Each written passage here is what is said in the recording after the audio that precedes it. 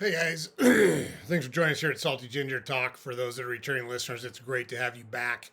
If you're new to the channel, we're really glad you joined us and we hope that you like what you hear. So, our podcast is for people that want to learn something new or make themselves a little bit better every day. So, we talk a lot about mindset, about personal accountability, about taking control of our lives. And that's what today's episode is about, but it's a little bit different tack than what we normally preach. And what we normally preach, we know is right, we know it's great, we know it's the way to long term success, and that is small improvements consistently over a long period of time. And that's very important. But what if you can't get out of your rut? What if you are stuck and you keep trying to make little adjustments and you can't make the little adjustments? It made us think about our baseball career and when we were in a slump, and it happens. Like, it doesn't matter how good you are, you're not good all the time, right? So the math says that a great hitter fails 7 out of 10 times. So that means if you go a 4 game stretch where you hit 500, you're going to have to go through at some point in that season a 4 game stretch where you hit 100 to wind back up at 300. And you're going to wind up there because it's just for 100 years, that is where kind of the premium or the maximum is. So you know it's coming. And when you get in those ruts, sometimes little adjustments aren't enough. And we, every once in a while, if we found ourselves in those situations, we would make what we called a violent overcorrection. And a couple things here. It's important to understand that when we're talking about taking extreme action or a violent overcorrection, it is for a small period of time. What we're going to talk about in today's episode is not sustainable long term. It's not healthy long term. However, in the short term, it might be necessary to get you to the spot that allows you to take the small, consistent actions that you want to take because you're breaking out of the bad habits, patterns, whatever you want to call them. However you've set things up in your life or allowed them to become in your life, you need to make a change. And you can't seem to stick to the small changes. Maybe you make really big, extreme changes to interrupt your habits. And that's exactly what we're talking about here, is to cut it off. So think about it from like Castaway, the movie Castaway, where Tom Hanks winds up marooned on a desert island. Let's say he was a smoker and he winds up marooned on the desert island. That's a violent overcorrection. There's no cigarettes coming. He is now a non-smoker, whether he wants to be or not. And that can be helpful sometimes. It can be helpful to jumpstart your progress and to kind of kick yourself out of the ruts, the routines, the habits that you've allowed to kind of take over your life. And those develop very strong neurological pathways in your mind. They make you comfortable. It just kind of happens. It's almost like when a plane flies on autopilot. And we, as responsible adults that want a good life for ourselves and are willing to do the work to create a good life for ourselves, we have a responsibility to figure out a way out of that rut. And that's what we're talking about here. So when you're able to, maybe it's, you need to apply some emotional intensity. Maybe you need to apply a high sense of urgency to something. It might be about your health. It might be about your finances. It might be about your personal relationships. I don't know what it is. That's up to you.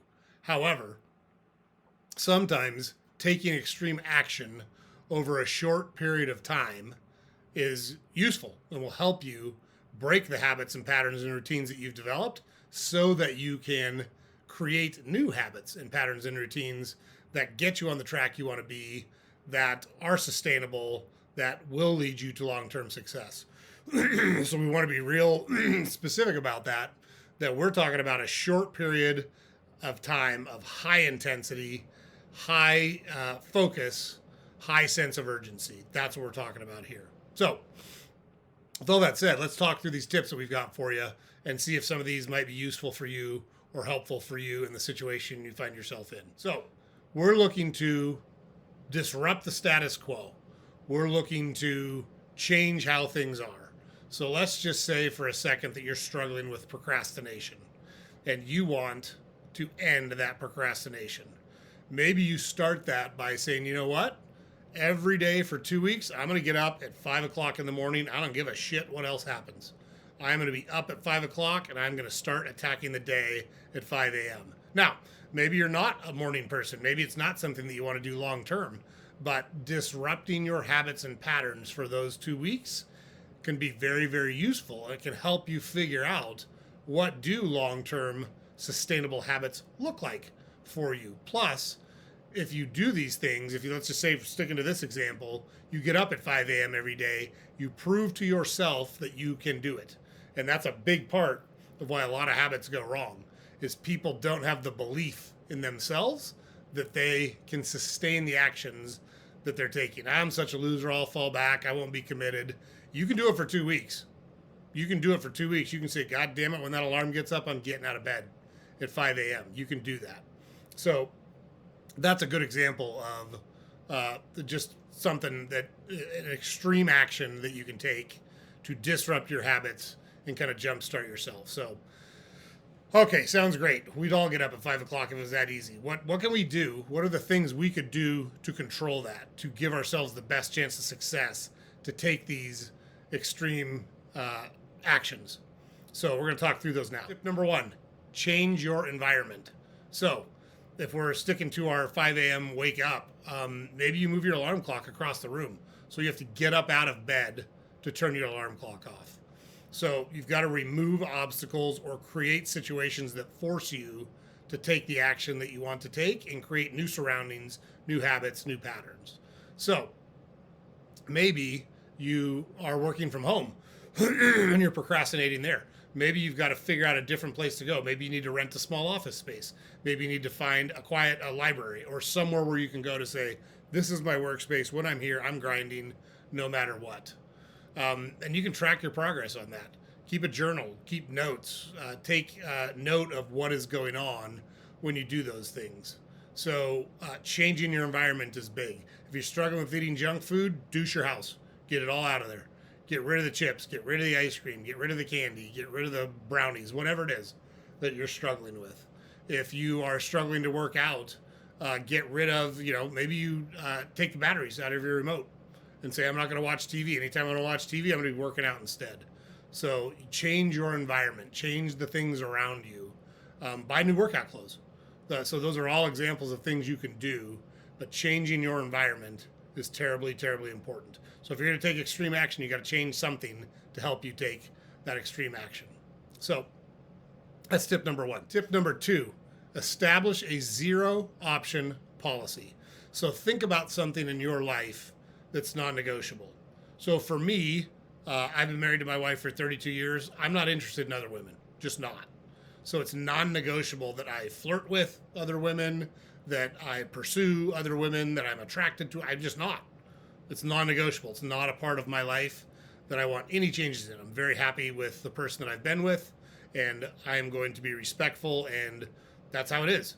Non-negotiable rules. Now, take that same mindset and apply it to whatever it is that you're struggling with. And look, this can be hard because you can have dopamine that kicks in that tells you, I want X so bad, whether X be a cigarette or a pizza or a night out at the bar or whatever it is.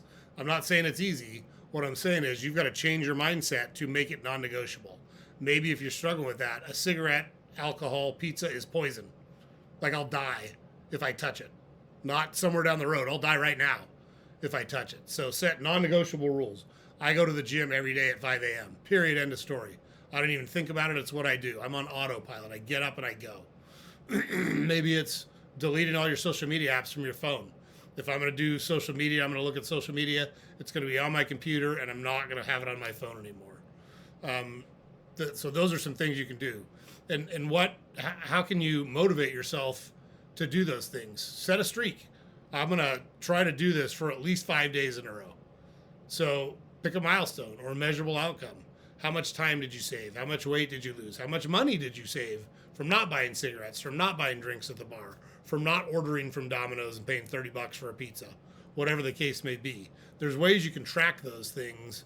And if you gamify that and say, look at this, I have done X and it has given me Y. It has enabled Y. So that's super helpful if you're looking for a way to track these things. So that's tip number 2. Zero option. I don't care what happens. This is what I do. This is how I do it. It's just a part of my DNA. Okay.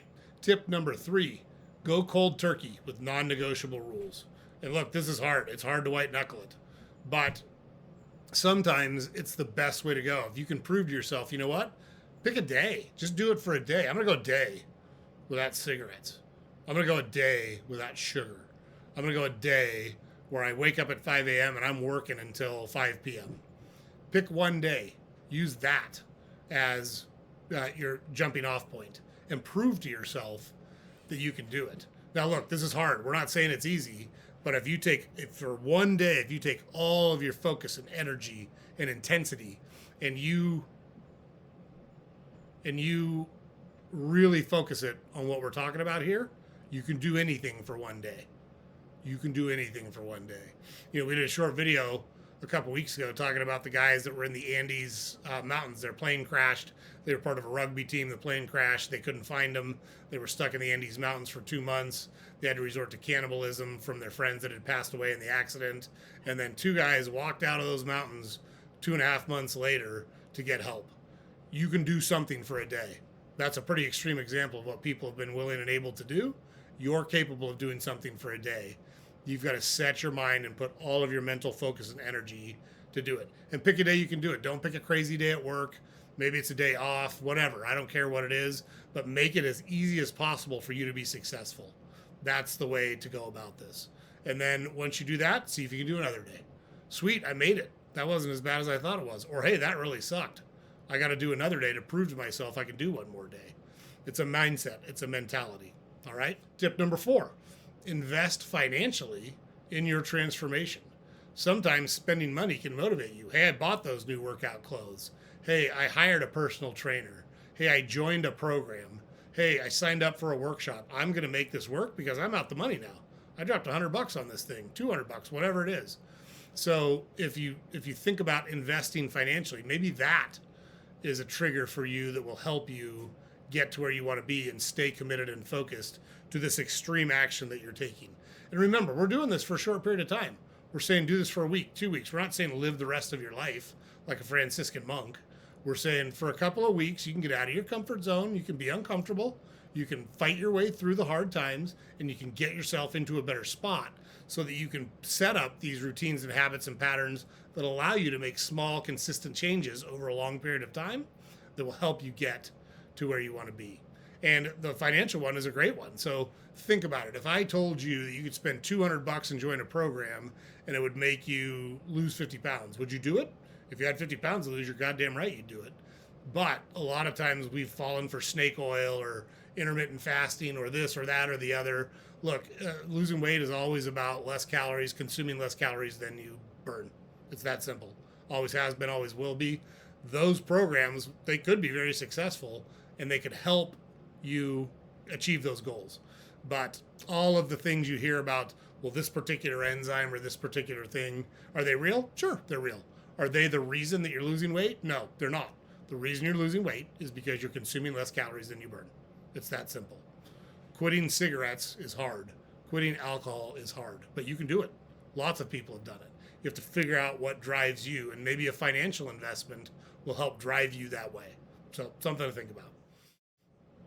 And then tip number 5 is surround yourself with other people that think similarly, that think, hey, I'm going to get after it. I'm going to do something extreme to break my habits and patterns and routines because I'm not getting done what I want to get done and I'm not achieving what I want to achieve. So I need to take some drastic measures here to get on the track that I want to be on. So immersing yourself in a community of those type of people can be very helpful. So maybe that's joining a mastermind group. Maybe it's attending industry events. Maybe it's surrounding yourself with high-performing individuals. Maybe it's a focus group.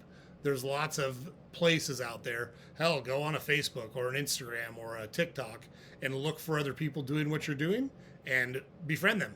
Say, hey, I'm struggling. I want some help. I want to be a part of the group. I'm very committed to this. That can help change your behaviors too and really kind of enable this extreme mindset that you need to get out of the rut that you're in. So think about it that way. So, there's lots of, and these are extreme examples for sure, but Elon Musk has talked about startups sleeping in his office, working for years on end, blah, blah, blah. Bill Gates has said the same thing. I'll guarantee you, look at LeBron James. We're not LeBron James fans. The guy's a phenomenal basketball player. He's done incredible things. If you look at the commitment that guy has made to his personal brand and his physical health, it is staggering.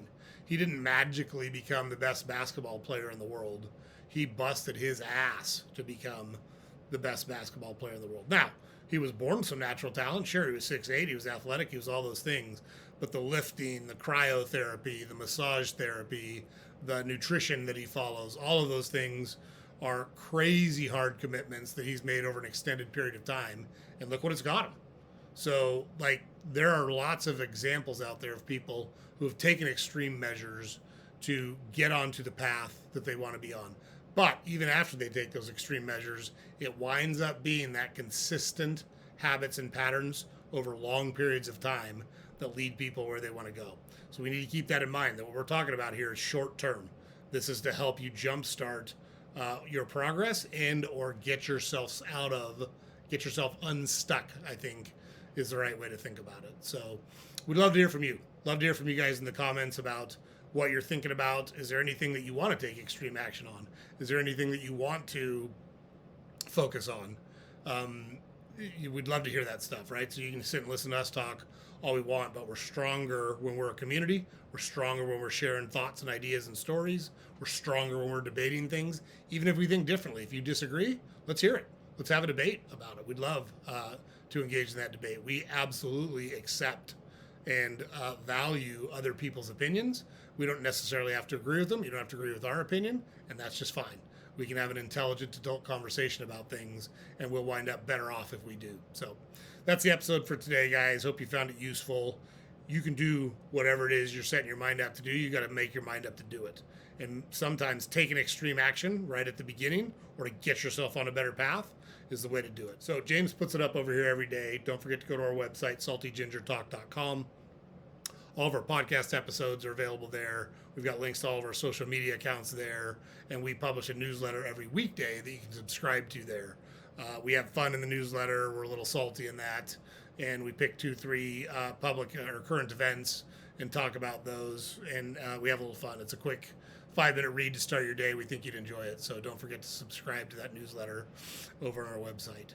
And also, like, comment, subscribe on our podcast on whatever platform you consume it on. Super helpful for us. If you're able to do it, we sure appreciate it. Thanks again for stopping by, guys. Everybody have a great week, and we will see you on the next episode.